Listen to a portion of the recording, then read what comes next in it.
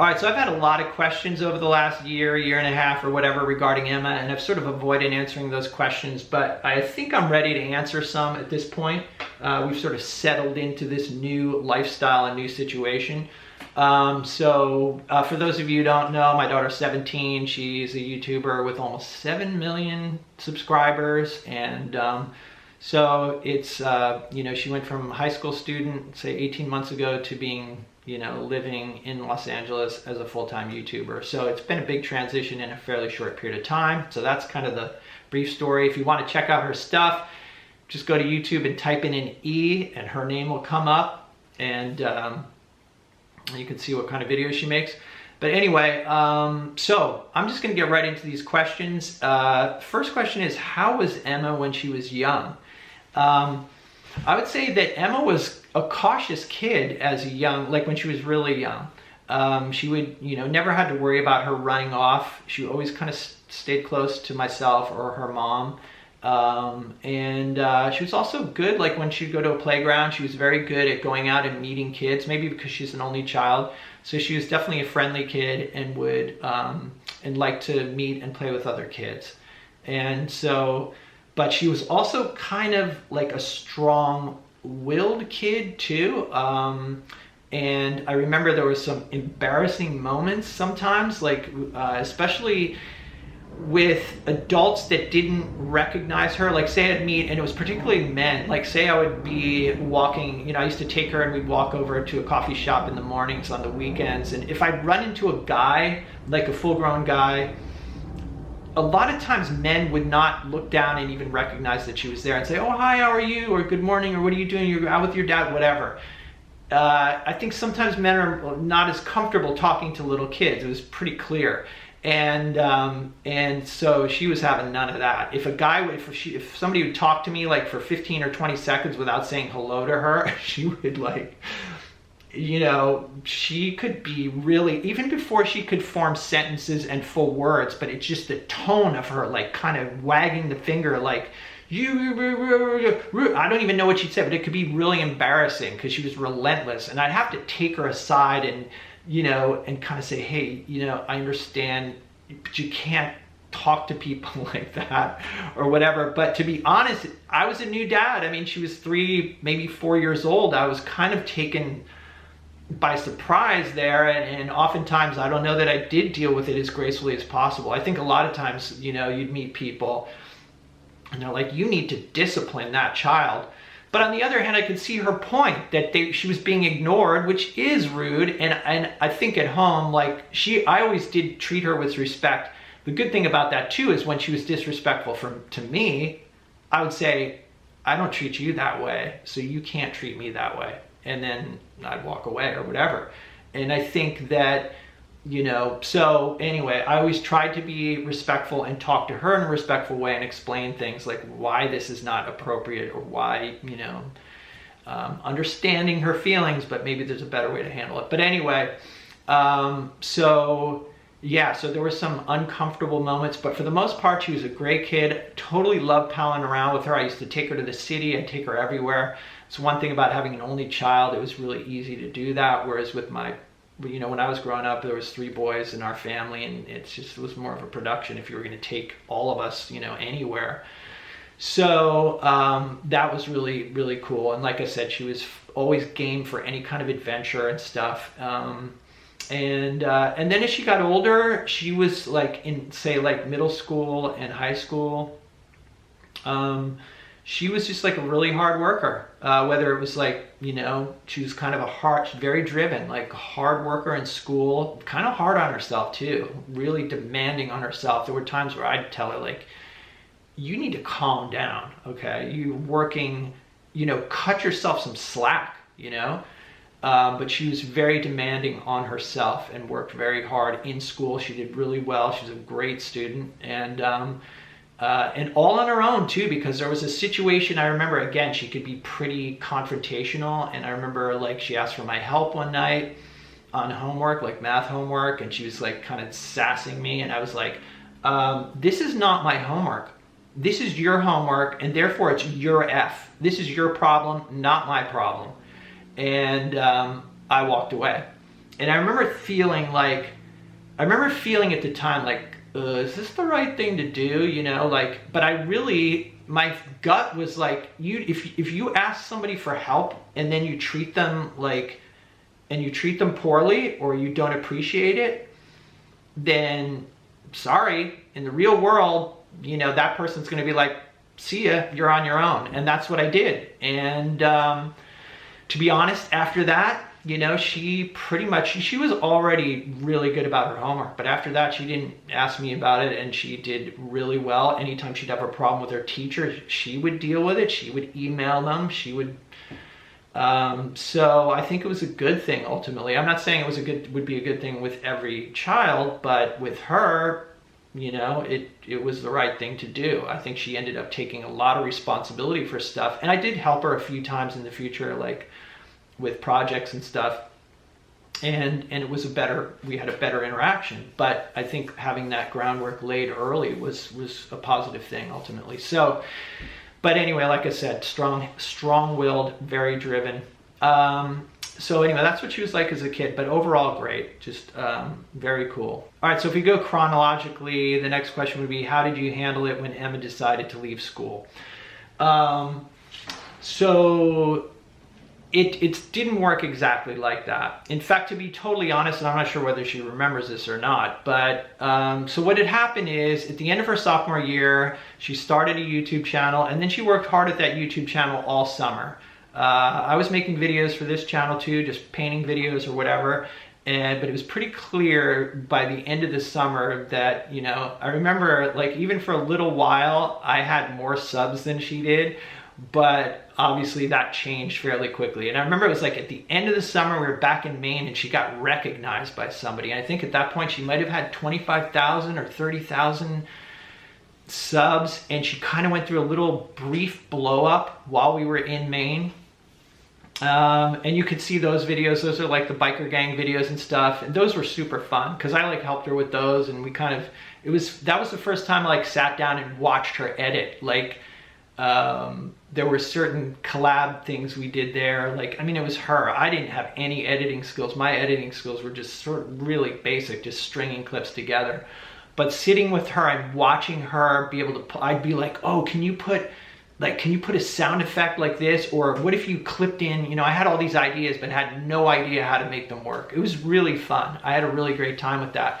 But what it also showed me is like how good of an editor she was, and like how well she knew iMovie, and yeah, and just her timing too, like her editing timing and stuff was really good. And so it was fun to sit with her on that vacation. But again, that was the time where I noticed like, yeah, and I'd look at her comment section. She had great engagement from her audience and everything. I was like, yeah, it was clear to me that it was going to be, that she was going to, you know, that her channel was going to be successful and it was going to grow. But anyway, so then, and that summer was great. She did really well. She had a good time. There were some definite challenges, but you know, just dealing with the growth and that sort of thing. But it was overall good. And then she went back to school, and being the driven person she was, she wanted to do her full, and she was doing all AP classes, you know.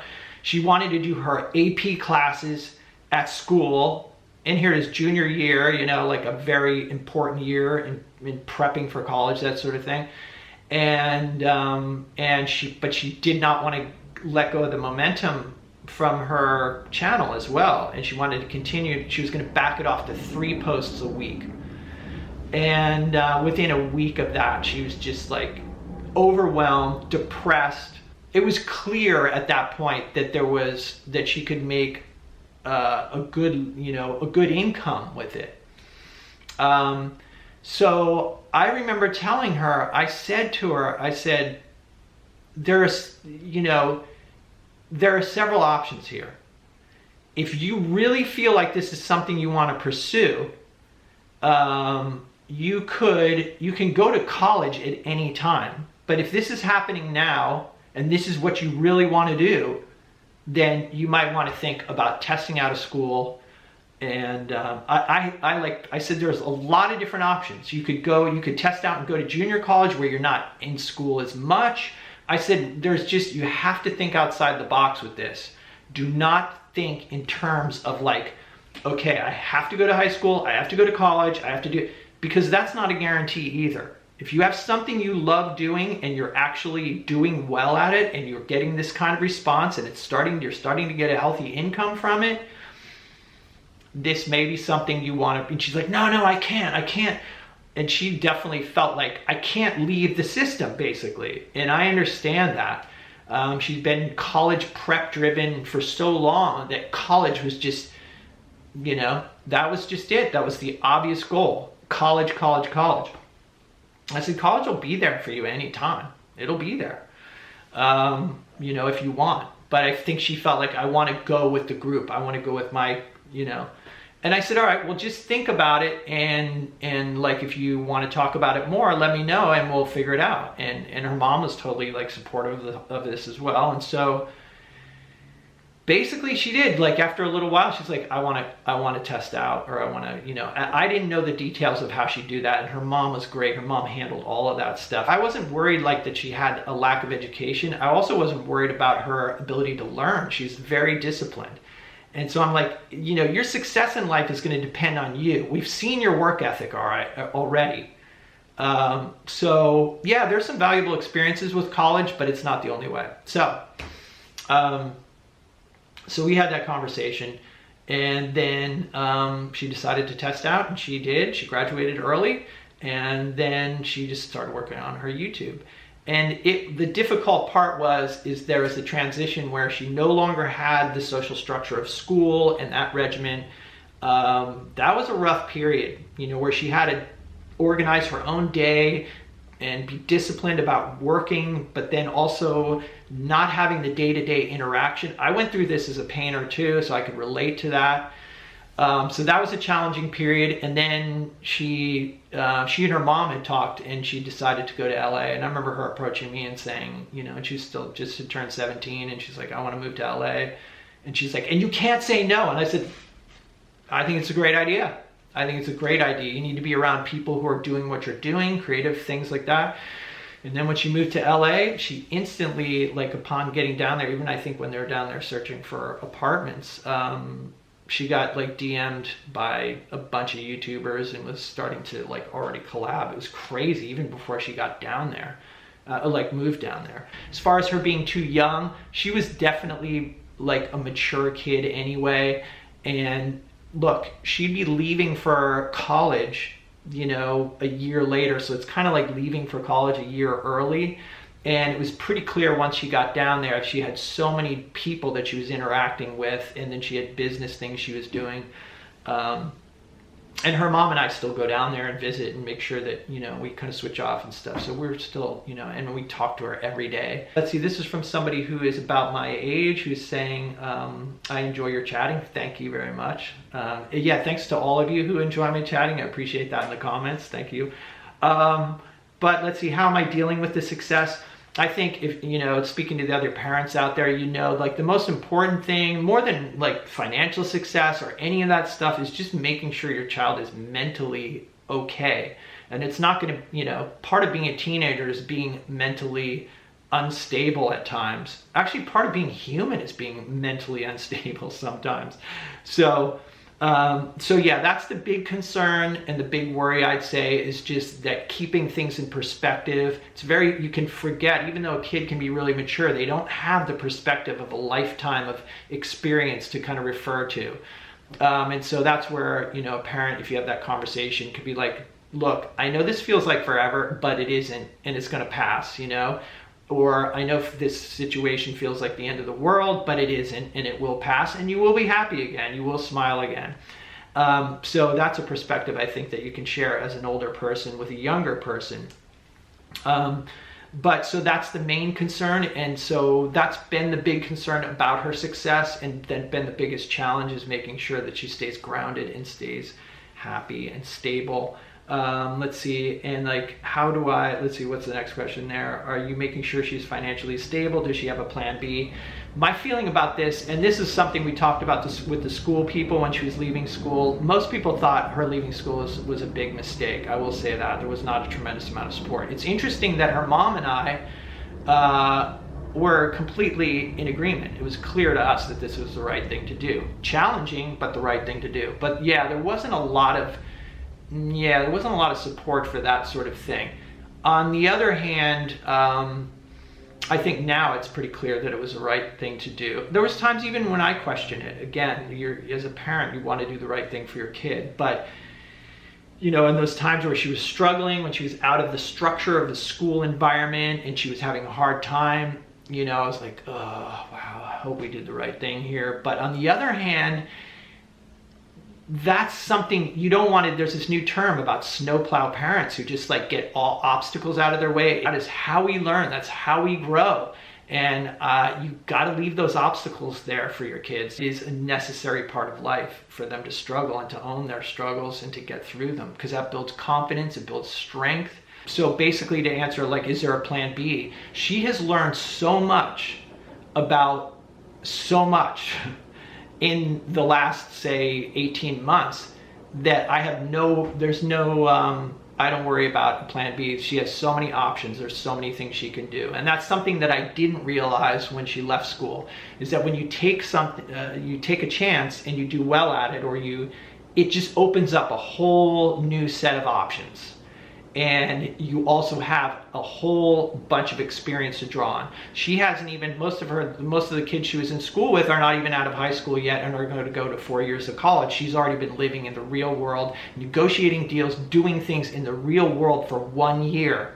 She's not even 18 yet. So I'm not saying this is this is not a situation that would apply to everybody. And it's not something as a measuring stick to hold up. Like, every kid is different. I was slow. Like, this would not have happened to me. I'm like a totally slow developer as far as like my career and all that stuff. Like, I'm not, so everybody's different. And so this was just the right thing for her, So anyway, okay, so I know I'm rambling here, but there's so much to say. Okay, and then, yeah, so she doesn't really have a plan B, but I'm not worried about that because she's driven and she's creative and she would find something to do. And she's even told me as much. She's like, oh, like, if I don't want to do YouTube again anymore, I'll do something else. And she's completely confident in that, so that's good.